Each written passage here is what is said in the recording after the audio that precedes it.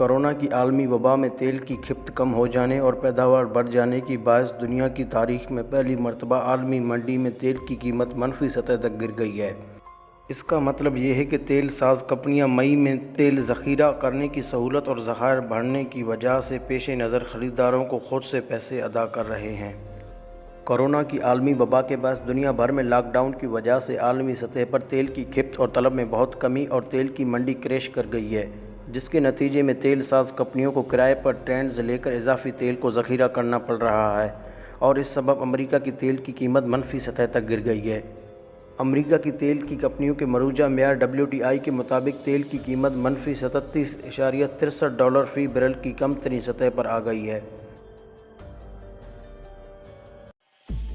پیر کے روز عالمی منڈی میں تیل کی قیمت میں انتہائی گراوٹ کی وجہ سے ایک تکنی بنیاد بھی بنی، کیونکہ تیل کی تجارت اس کی مستقبل کی قیمت کے حساب سے کی جاتی ہے اور مئی تک کے لیے معاہدہ منگل کو ختم ہو رہا ہے۔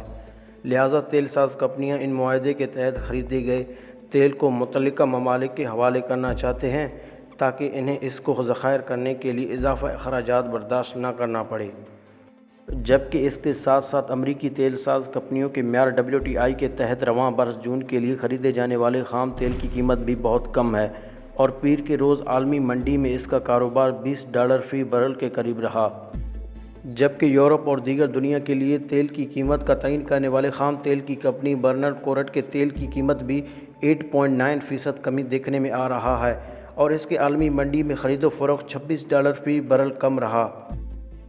عالمی سطح پر تیل کی صنعت اور اس وقت تیل کی گرتی ہوئی مانگ اور تیل پیدا کرنے والے ممالک کے درمیان اس کی پیداوار کو کم کرنے پر اختلافات جیسے مسائل کا شکار ہے۔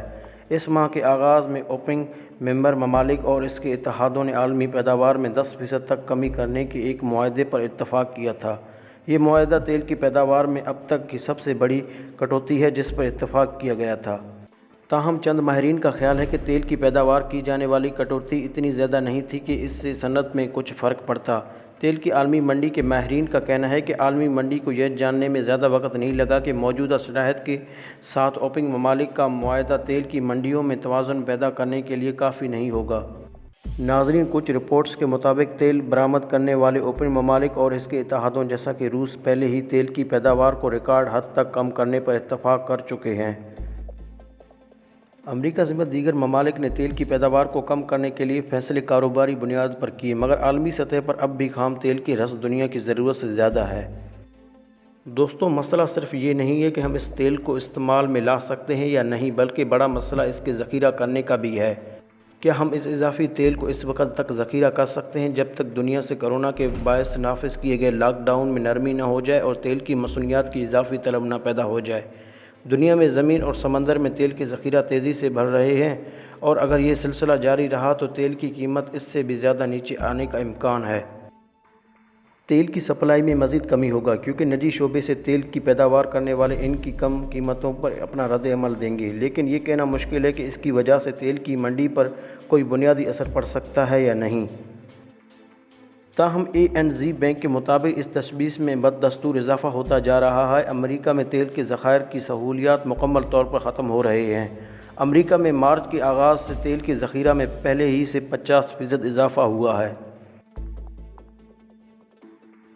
اردو زمین TV کے معزز ناظرین، کیا آپ لوگ یہ بتا سکتے ہیں کہ آگے یہ حالات کہاں تک جائیں گے؟ کمنٹ باکس میں آپ لوگ اپنی قیمتی رائے کا اظہار کریں، کیونکہ آپ لوگوں کا رائے ہمارے لیے مشعل راہ ہے۔ ویڈیو پسند آنے کی صورت میں اس چینل کو سبسکرائب کریں، اس ویڈیو کو لائک کریں، شیئر کریں اور کمنٹ باکس میں آپ لوگ اپنی قیمتی تجاویز سے ضرور آگاہ کیجیے گا۔ ایک اور نئے ویڈیو تک آپ کا، ہمارا، ہم سب کا خدا نگہبان۔